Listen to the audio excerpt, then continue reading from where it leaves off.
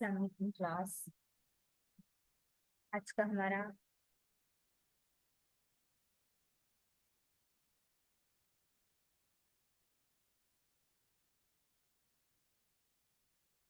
अस्सलामुअलैकुम क्लास। आज का हमारा नेक्स्ट लेक्चर जो है वो नेक्स्ट चैप्टर है। और हमारा नेक्स्ट चैप्टर स्टार्ट हो रहा है, वो है गोल्गी ऑपरेटर्स। एंडोप्लाज्मिक रेटिकुलम वाला जो चैप्टर है वो हमारा खत्म हो चुका है, उसको पढ़ के नोट्स वगैरह बना के मुझे सेंड कीजिएगा। नेक्स्ट हमारा नेक्स्ट टॉपिक है गोल्गी ऑपरेटर्स। ये गोल्गी ऑपरेटर्स भी हमारे पास क्या है, endomembrane systems, cytoplasmic membrane systems की जो ऑर्गेनेलीज हैं उनमें आ जाता है। बेसिकली आप लोगों ने पूरा जो चैप्टर है एंडोमेम्ब्रेन सिस्टम्स, गोल्गी बॉडीज, उससे पहले अभी हम गोल्गी बॉडीज को स्टडी करेंगे। इससे पहले आपने वो स्टडी किया था एंडोप्लाज्मिक रेटिकुलम। एंडोप्लाज्मिक रेटिकुलम में आपने देखा था कि प्रोटीन्स जो बन रही होती हैं, जो एंडोप्लाज्मिक राइबोसोम्स के ऊपर प्रोटीन्स होती हैं वो बन रही होती हैं, राइबोसोम्स उनको बना रहे होते हैं। वो प्रोटीन्स जाते हैं गोल्गी बॉडी के ल्यूमन के अंदर, वहाँ पे जाके उनकी मॉडिफिकेशन होती है। तो गोल्गी बॉडी भी क्या है, एंडोमेम्ब्रेन सिस्टम्स हैं। इनमें भी क्या है बेसिकली कि जो भी प्रोटीन्स या सिंथेटिक पॉलीसेकेराइड जो भी बन रहे होते हैं उनकी अंदर जाके मजीद पैकेजिंग होती है, और पैकेजिंग के साथ मजीद मॉडिफिकेशन होती है।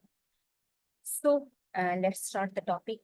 For the performance of certain important cellular functions such as biosynthesis of polysaccharide हो गया, अगर हम पॉलीसेकेराइड को सिंथेसाइज कर रहे हैं, या packaging of cellular synthetic product जैसे कि प्रोटीन्स की पैकेजिंग कर रहे हैं, ठीक है।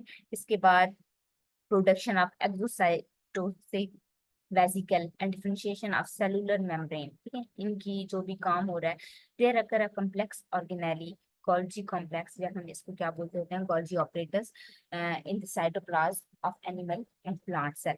प्लांट सेल्स के अंदर ये एक ऑर्गेनेली है जो ये फंक्शन परफॉर्म करती है। जितनी भी सिक्रेटरी वेसिकल्स हैं, प्रोटीन की पैकेजिंग है, फर्दर उनकी कोई सिंथेटिक प्रोडक्ट की पैकेजिंग है, या उसको सेल से आउट बाहर ट्रांसफर करना है, या उनको किसी तरह मॉडिफाई करके आगे भेजना है, वो सारा का सारा काम कहाँ होता है, जब प्रोटीन कहाँ से गुजर रही होती हैं, गोल्गी बॉडीज की मेम्ब्रेन्स के अंदर से गुजर रही होती हैं। बेसिकली जो मेम्ब्रेन एंडोप्लाज्मिक रेटिकुलम से मॉडिफाई होती जाती हैं, वो जो गोल्गी बॉडी का फॉर्मिंग फेज है वहां पे जाके चली जाती हैं, और वहां से उनकी मैचुरेशन होती है, और फिर वो उसकी जो मैच्योरिंग फेज है वहां से आउटर एग्जिट कर जाती हैं। गोल्गी ऑपरेटर्स बिल्कुल कैसा है, एंडोप्लाज्मिक रेटिकुलम की तरह है। इसको हम क्या बोलते हैं, कैनिक्युलर सिस्टम, जिसके अंदर सैक्स होते हैं विद अनलाइक साइटोप्लाज्मिक रेटिकुलम ये पैरेलल अरेंज होते हैं, फ्लैटेंड मेम्ब्रेन बाउंडेड वेसिकल्स हैं जिनके ऊपर राइबोसोम्स मौजूद नहीं है। जैसा कि एंडोप्लाज्मिक रेटिकुलम वाले चैप्टर पढ़ा था, उसमें आपने देखा था कि जो रफ होते हैं उनके ऊपर राइबोसोम्स मौजूद होते हैं, और जो हमारे पास दूसरा होता है उसके ऊपर राइबोसोम्स, स्मूथ एंडोप्लाज्मिक रेटिकुलम के ऊपर राइबोसोम्स मौजूद नहीं होते, राइबोसोम्स लैक करते हैं। और इस गोल्गी बॉडीज को स्टेन किया जा सकता है किस तरह, osmium tetroxide and silver salt के through.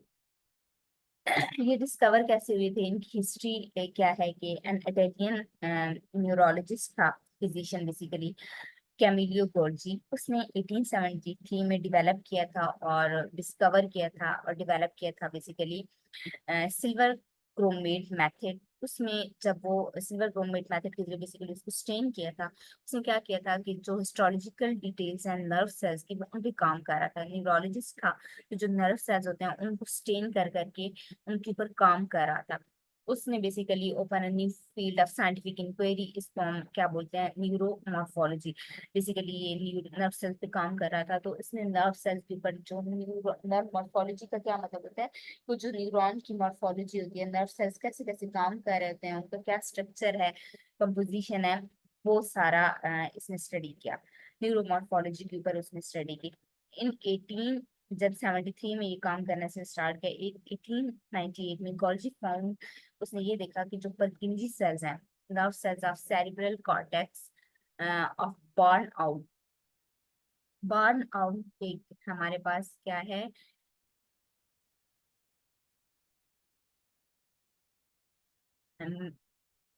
Iconic birds of pray है, ठीक है।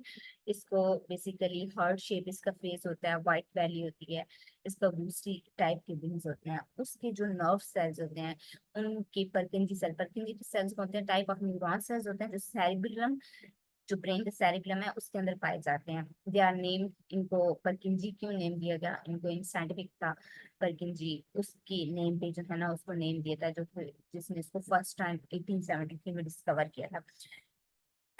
उसने क्या देखा था कि बार्न जो आउल है उसके अंदर इंटरनल रेटिकुलर नेटवर्क मौजूद है, जो उसको अगर हम कर सकते हैं सिल्वर स्टेन से ब्लैक कलर का स्टेन कर सकते हैं, लाइक उसको अगर सिल्वर स्टेन से ब्लैक कर दिया जाए तो वो ब्लैक कलर का अपीयर हो जाता है। ये देखिए इसने सिल्वर क्रोमेट मेथड अपनाया था ना, तो वो इन सेल्स को सिल्वर क्रोमेट से स्टेन कर रहा था, तो जहाँ पे ये जो रेटिकुलर नेटवर्क था ये ब्लैक कलर का स्टेन होता था। ही कॉल्ड दिस स्ट्रक्चर, उसने ये जो उसको ब्लैक कलर का स्ट्रक्चर से नजर आया था, उसने इस स्ट्रक्चर को क्या नेम दिया, उसने स्ट्रक्चर को नेम दिया अपारेटो रेटिकुलरी इंटीरॉन। इसका क्या मतलब होता है, इंटरनल रेटिकुलर ऑपरेटस, यानी कि एक रेटिकुलर टाइप का ऑपरेटस, जैसे कि रेटिकुलम था उस टाइप का इसको ऑपरेटस नजर आया। By reporting the existence of such organelle inside the cell, कि जैसे ही उसने इस ये ऑर्गेनेली सेल के अंदर मौजूद होती है, उसने जैसे ही रिपोर्ट किया तो इनएडवर्टली उसने एक स्टॉर्म ऑफ कंट्रोवर्सी जो है ना साइंटिफिक वर्ल्ड में रेज कर दी, जिसको कॉमनली हम लोग क्या बोलते होते हैं, गॉल्जी कंट्रोवर्सी भी बोलते होते हैं।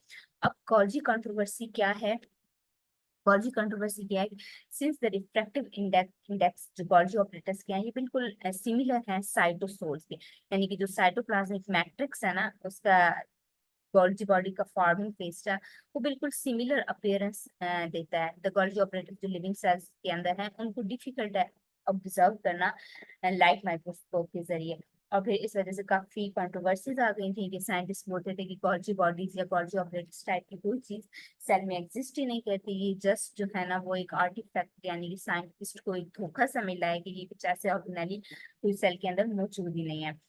फॉर years, सालों तक जो है ना ये सोचा जाता रहा और देन आर्टिफैक्ट, ये एक नजर का जो धोखा होता है वो है various fixation and staining procedures का, यानी कि ऐसी सेल के अंदर जब स्टेन किया जा रहा होता है तो कुछ सरफेस हमें उसकी इस टाइप की स्टेनिंग की वजह से ऐसी नजर आ जाती है, अदरवाइज ओरिजिनली इस टाइप की कोई ऑर्गेनेली सेल के अंदर मौजूद ही नहीं है।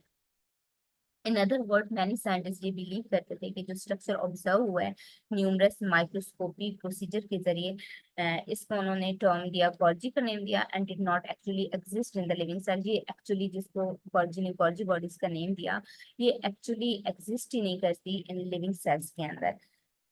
फॉर इंस्टेंट कुछ टाइम के लिए क्या हो तो हॉल्म ग्रीन, उसने भी डिस्क्राइब किया एक clear system of clear canal cell के अंदर, जिसको उसने क्या नाम दिया, ट्रोपोस्पोंगियम नाम दिया। आप देखिए ट्रोपोस्पोंगियम बेसिकली किसको बोल देते हैं, लेयर ऑफ सेल्स होता है ये, बेसिकली ये जो प्लेसेंटल मेम्ब्रेन होती है लेयर ऑफ सेल्स होता है, जो मेम्ब्रेनिश टाइप का स्ट्रक्चर होता है उसको बोला जाता है, जिसके अंदर से material out of the cell या इनसाइड द सेल आ सकता है, तो उसने उसको ये नेम दिया। So the structure was earlier described as being homologous with the internal reticular apparatus। तो इसका कंपैरिजन भी फिर भी लेटर में डिफिकल्ट हो गया कि ये अब क्या कोई रेटिकुलर अपरेटस या एंडोप्लाज्मिक जो रेटिकुलम है वो ही है या ये कोई अलग है, because these are continuous membrane system, तो इस तरह का इसमें कोई डिस्टिंग्विशनेस करने में मुश्किल हो रही थी। देन एक और जो चली थी, एक और साइंटिस्ट थे, क्या नेम था उनका, प्रॉथ एंड पेनली। उन्होंने ये सजेस्ट किया था वैक्यूम थ्योरी, उन्होंने ये बताया था कि सेल के अंदर, उन्होंने ये बिलीव किया था कि तमाम प्लांट और एनिमल सेल्स के जो हैं इनके पास सिर्फ दो फंडामेंटल यूनिट्स हैं, जस्ट मॉर्फोलॉजी के लिहाज से इंडिपेंडेंट साइटोप्लाज्मिक कंपार्टमेंट है, एक तो वैक्यूम हो सकता है और कैनाल जिनको हम न्यूट्रल रेट के सिस्टीन कह सकते हैं, और दूसरा कॉन्ट्रियोम है कंसिस्टिंग ऑफ लिपोइडल माइटोकॉन्ड्रिया। कॉन्ट्रियोम जो है ना ये ओल्ड नेम है माइटोकॉन्ड्रिया का, यानी कि सेल के अंदर एक वैक्यूम है और दूसरा माइटोकॉन्ड्रिया एग्जिस्ट करता है, इसके अलावा अदर ऑर्गेनेलीज एज सच जो है ना जैसे कि गोल्जी बॉडीज हैं इस तरह की एग्जिस्ट नहीं करती। देन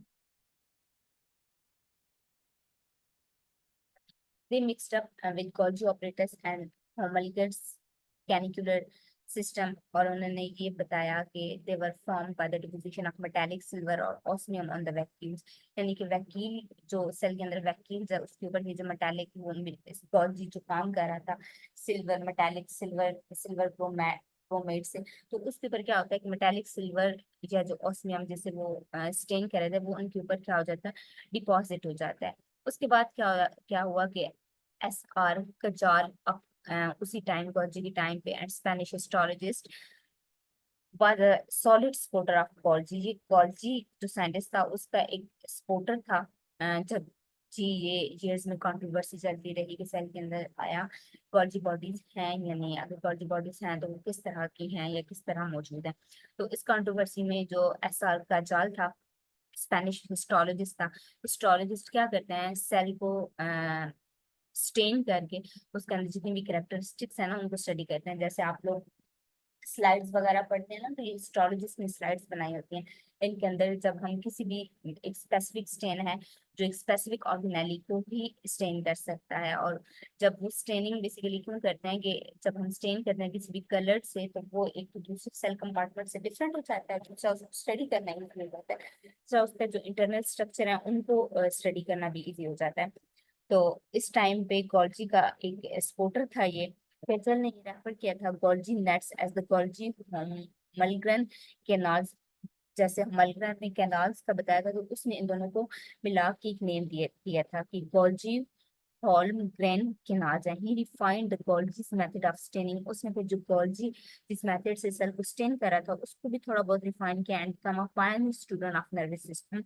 और फिर नर्वस सिस्टम में जो वो जिन तरीकों से स्टेनिंग और स्टडी कर रहा था उनको भी मॉडिफाई किया, तो फिर उसका एक क्या होगा बाद में आने वाला स्टूडेंट्स बन गया। Kajal verified Golgi's finding of special internal cell complex। उसने इनकी वेरीफाई किया कि सेल के अंदर ऐसी स्पेशल जो है ना इंटरनल कम्प्लेक्स मौजूद है एंड ऑब्जर्व इट्स मॉर्फोलॉजी। और फिर उसकी जो मॉर्फोलॉजी है उसको ऑब्जर्व किया, और फिर उसका जो बिहेवियर था under a variety of metabolic state various metabolic state, यानी कि सेल किस स्टेट पे है को स्टडी किया। फिर 1906 में कैमिलो गोल्जी एंड SR के जाल को इस वर्क की बेस पे क्या हुआ, नोबेल प्राइज भी मिला। नॉर्थ उसने फिर क्या किया, देन फिर डिफरेंट साइंटिस्ट ने इनको ऑब्जर्व करने की कोशिश की कि सेल के अंदर आया बाकी इस किस्म की कोई चीज मौजूद है या नहीं है। फिर नॉर्थ एंड नानजिया उन्होंने 1930 या 1931 में फिश फ्रेश जो एग्स होते हैं फ्रॉग्स के, और फिर जो फिश एग्स होते हैं उनको लेके उनके सेल्स को स्टडी किया। उन्होंने ये देखा कि वैक्यूम एंड गोल्जी ऑपरेटर्स वो क्या है, वो इंडिपेंडेंट साइटोप्लाज्मिक ऑर्गेनेल्स हैं। जैसा कि माइटोकॉन्ड्रिया सेल के अंदर एक इंडिपेंडेंट एग्जिस्टेंस रखती है। और फिर क्या गया कि इन जो सेल मेम्ब्रेन है इनके अंदर जो है वो हाई लिपिड कंटेंट्स हैं, और हाई लिपिड कंटेंट की वजह से इसको लिपोकॉन्ड्रिया भी बोला जाता है। गोल्जी ऑपरेटर्स को लिपोकॉन्ड्रिया भी बोला जाता था कि इसके अंदर लिपिड की कंसंट्रेशन हाई है बनिस्बत प्रोटीन की। जैसा कि एंडोप्लाज्मिक रेटिकुलम में आपने पढ़ा था कि 40% लिपिड और 60% प्रोटीन है, तो इसमें उलट हो गई। Since originally these were known to be network, इनको नेटवर्क बोला जाता था। तो नेटवर्क के लिए जो है ना एक वर्ड है डिक्टेस, इसका मतलब है डिक्टाजोन भी उनको बोला गया है। करंटली जो गोल्जी ऑपरेटर्स है ये मोर प्रिवलेंट टर्म है। इसके अलावा भी आप लोग जो है ना टर्म यूज करते रहते हैं, जैसा कि गोल्जी कॉम्प्लेक्स है, गोल्जी बॉडीज है, गोल्जी मेम्ब्रेन है, इस तरह की टर्म्स आप यूज करते रहते हैं। Then Golgi operators of cells and plant lower invertebrate, इनको आज जो है ना वो कॉमनली गोल्जी बॉडीज और डिक्टाजोन भी बोला जाता है। This was all about Golgi bodies कि क्या है कि गोल्जी बॉडीज कंट्रोवर्सी, बिकॉज जब पहले सबसे पहले इसका डिस्कवर किया गया तो साइंटिस्ट मानते नहीं थे कि गोल्जी बॉडीज की कोई चीज भी सेल में एग्जिस्ट करती है। वो ये कहते थे कि एंडोप्लाज्मिक रेटिकुलम से कोई वॉल जा रही है या ऐसा स्ट्रेनिंग की वजह से ऐसा कुछ मिल रहा है, तो प्रॉपर इनका फंक्शन तब नहीं मालूम था कि सेल के अंदर इनका क्या फंक्शन है। आज जो है ना गोल्जी बॉडीज का एक प्रॉपर फंक्शन उसकी हिस्ट्री सब कुछ मालूम है। ये ऑर्गेनेली बिल्कुल एंडोप्लाज्मिक रेटिकुलम से आगे जो जा रही होती है प्रोटीन जा रही होती है उनको क्या करती है, उनको मॉडिफाई करती है, उनको अपने अंदर जो है ना वो लेके अपने अंदर से सिक्रीशन और पैकेजिंग वगैरह मजीद करती है, ताकि जब सेल के बाहर प्रोटीन जब भी पॉलीसेक्राइड्स जाए तो वो उनके सेल का जो बाहर का एनवायरनमेंट है उससे वो ना हार्म ना हो। तो यहाँ तक का हमारा आज का लेक्चर, इसको नोट कीजिएगा और मुझे इसके नोट सेंड कीजिएगा। ओके, अल्लाह हाफिज।